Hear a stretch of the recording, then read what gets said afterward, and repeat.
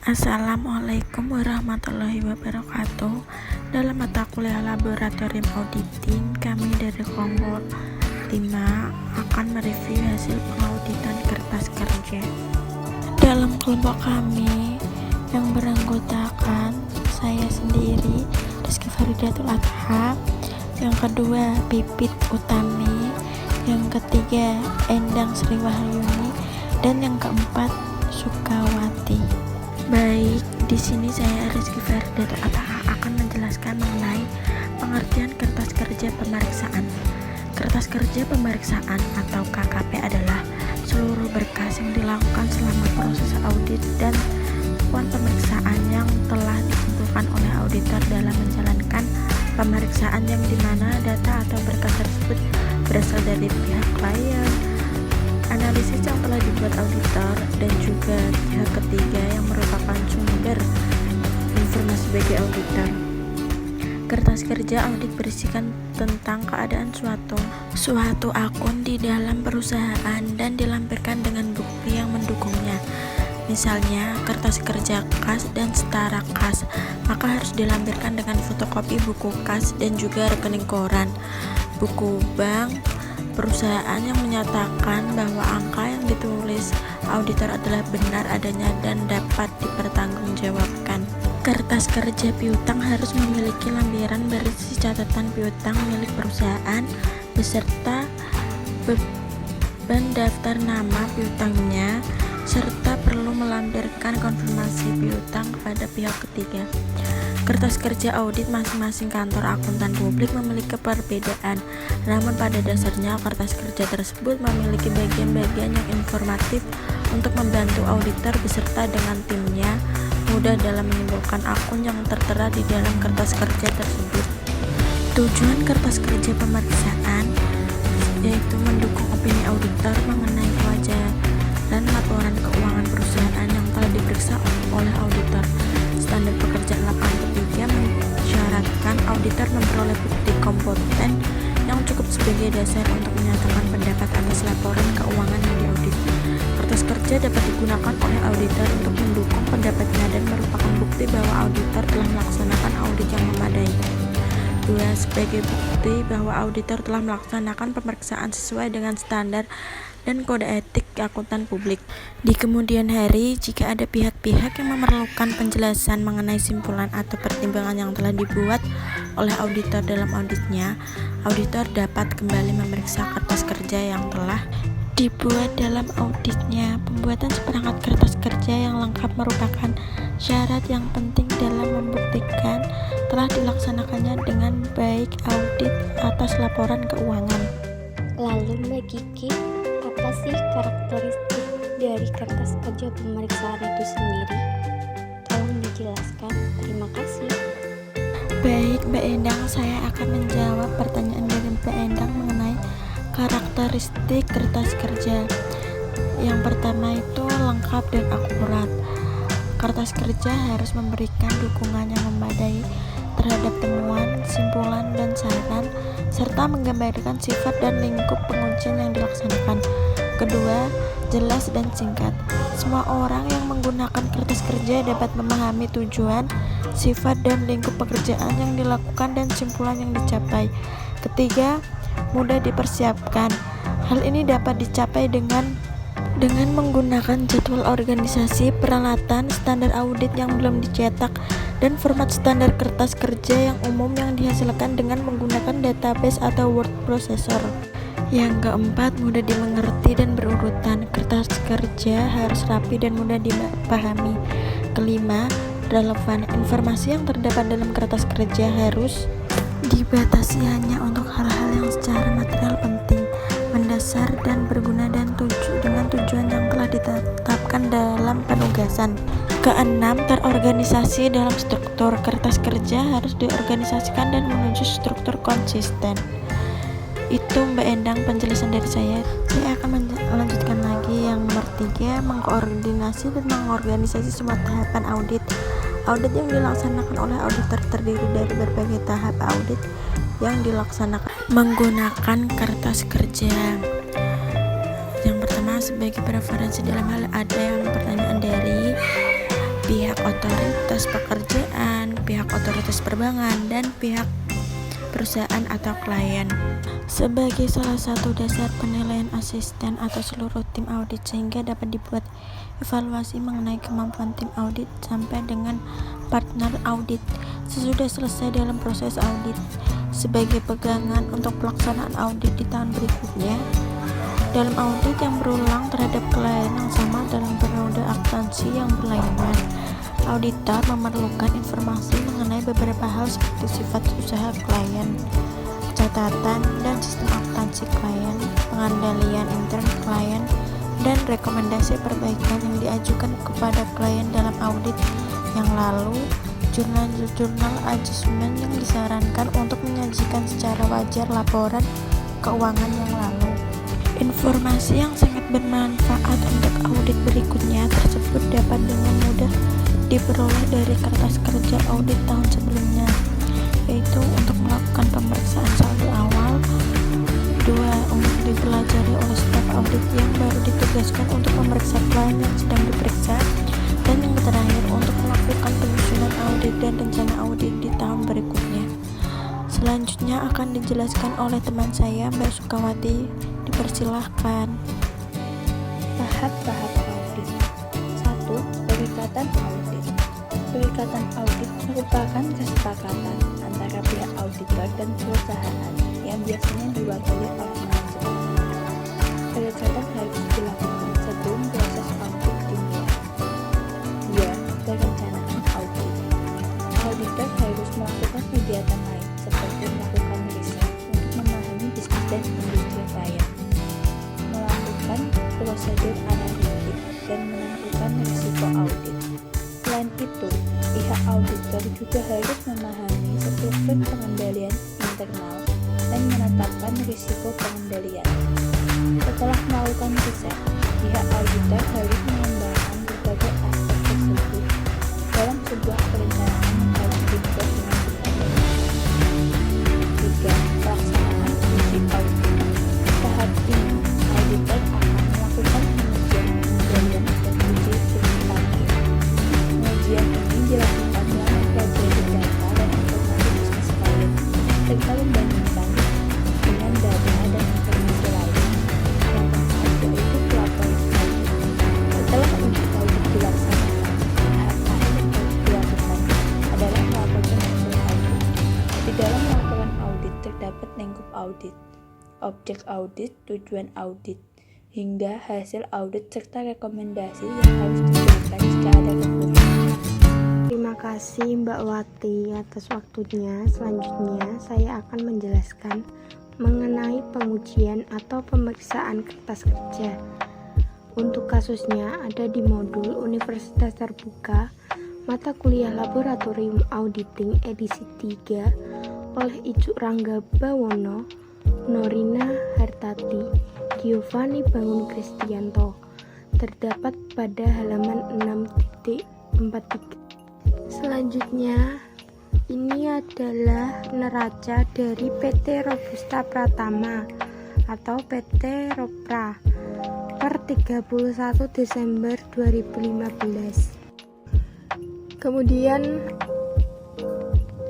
laporan laba rugi untuk periode yang terakhir pada 31 Desember 2015.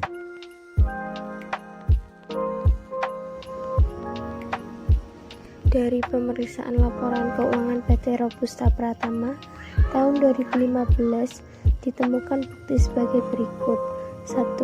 Dalam pemeriksaan Fisikas ditemukan bahwa perusahaan belum mencatat pembelian ATK kantor sebesar 2 juta rupiah. Yang kedua, perusahaan belum mencatat penerimaan melalui transfer bank untuk pembayaran piutang sebesar 750 juta rupiah.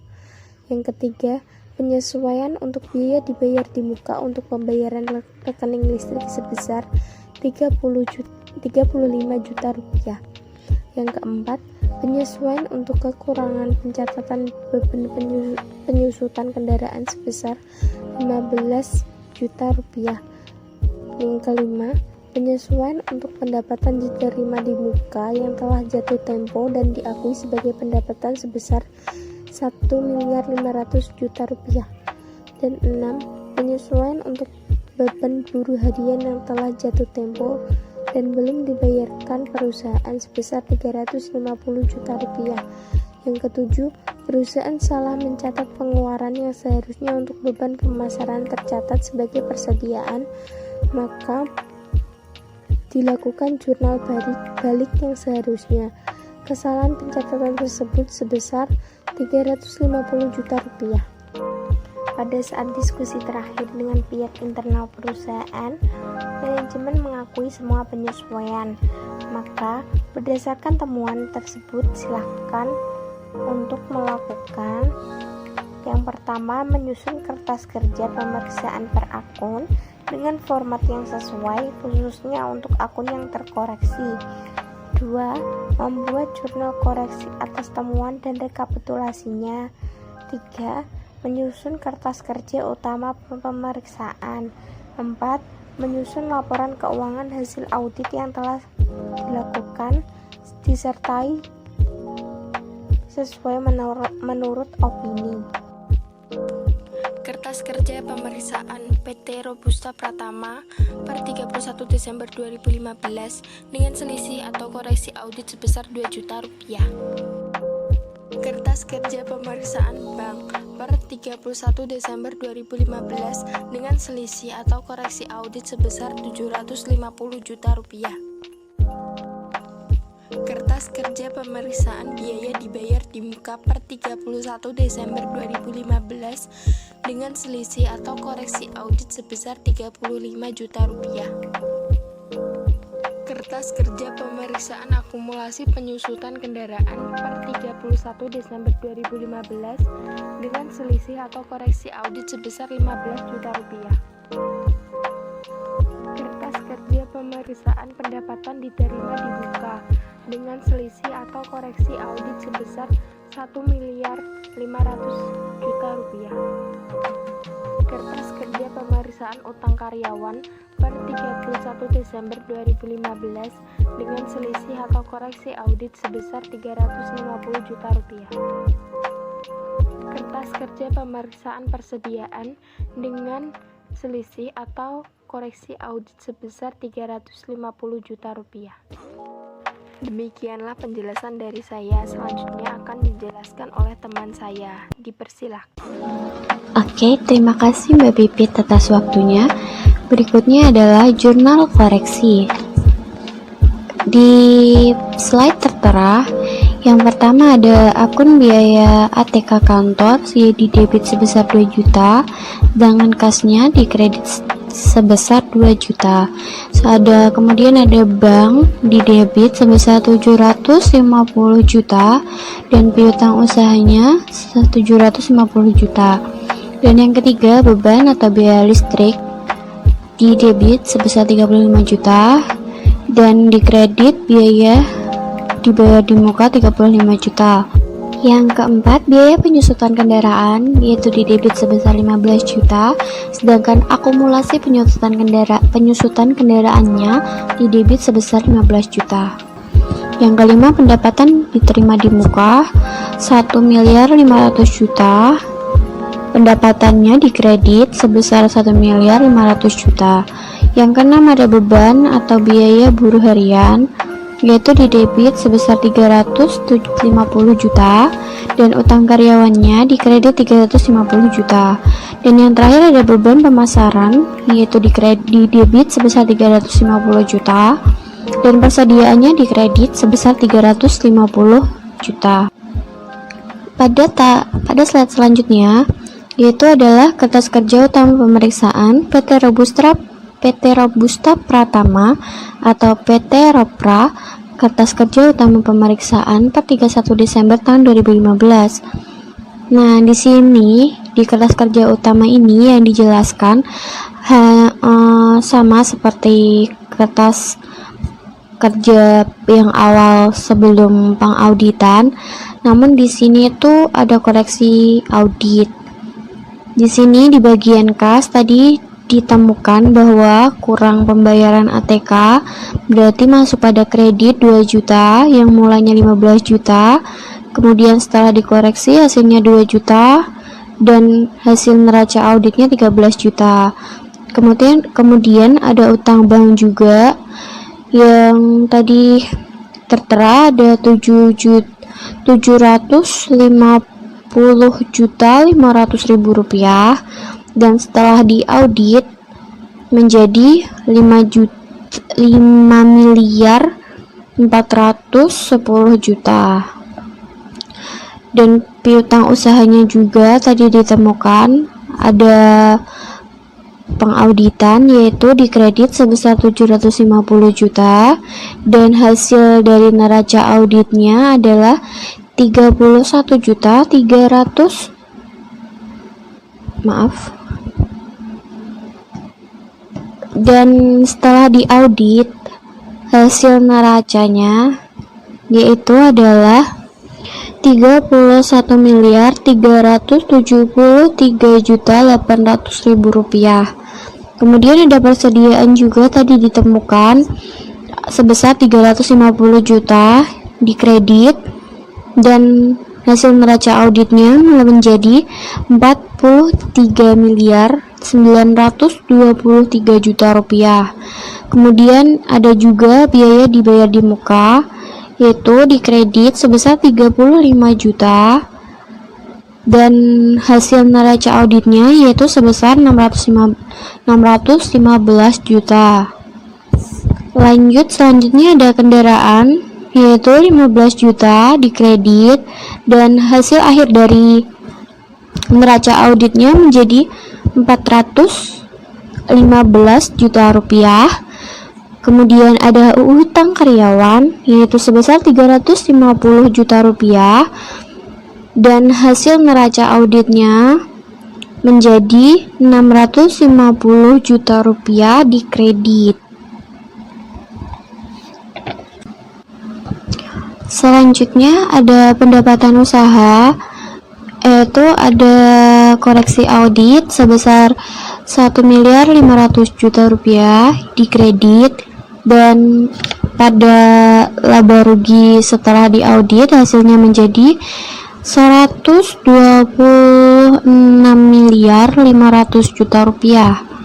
Kemudian ada beban pemasaran tadi ditemukan juga, yaitu di debit 350 juta rupiah, dan hasil laporan laba rugi setelah diaudit menjadi 3.450.000 rupiah. Kemudian ada beban listrik kantor, yaitu sebesar 35 juta rupiah di debit, dan setelah diaudit hasilnya menjadi 685 juta rupiah. Kemudian ada beban ATK kantor 2 juta, yaitu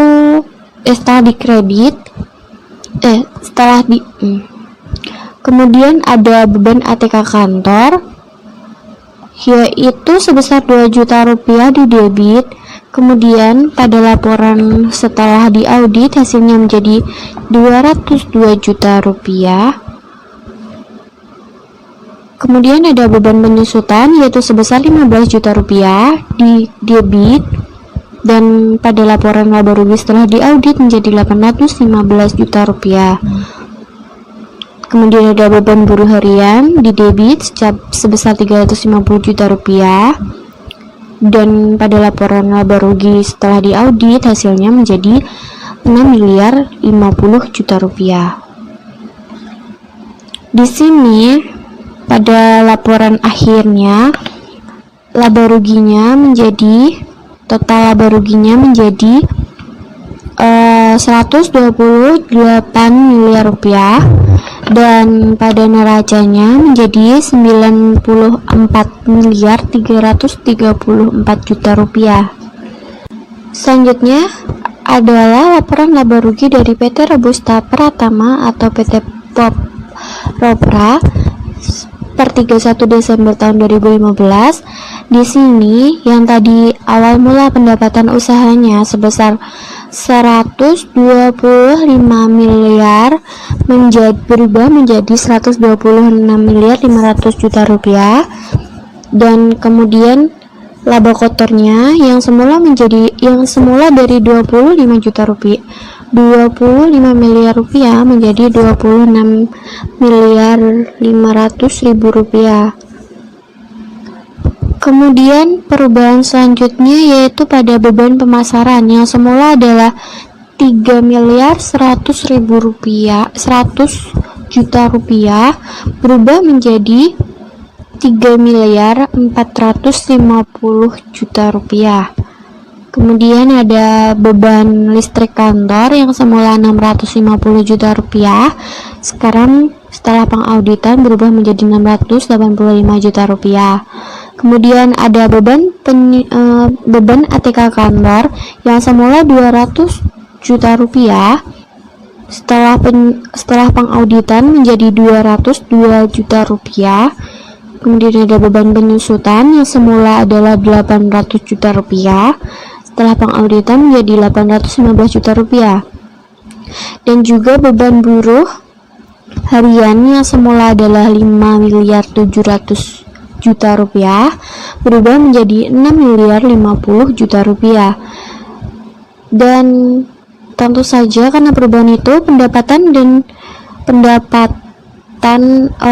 jumlah beban administrasi dan umum pendapatan dan beban lain-lain yang semula adalah 15 miliar 700 juta rupiah berubah menjadi 16 miliar 452 juta rupiah. Pendapatan lain-lain, beban lain-lain tetap tidak ada yang berubah. Jumlah pendapatan dan beban lain-lainnya sama 500 juta rupiah. Dan perubahannya yaitu ada pada laba sebelum beban bunga bank. Laba sebelum beban bunga bank yang sebelum pengauditan totalnya adalah 9 miliar 800 juta rupiah dan setelah pengauditan berubah menjadi 10 miliar 548 juta rupiah. Dengan beban bunga banknya sendiri yang sama keduanya yaitu ada 1 miliar 470 juta rupiah dan laba perusahaannya yang semula sebelum pengauditan adalah 8 miliar 330 juta rupiah berubah setelah pengauditan menjadi 9 miliar 78 juta rupiah. Sekian penyampaian laporan pemeriksaan audit dari kami. Kurang lebihnya kami mohon maaf. Wassalamualaikum warahmatullahi wabarakatuh.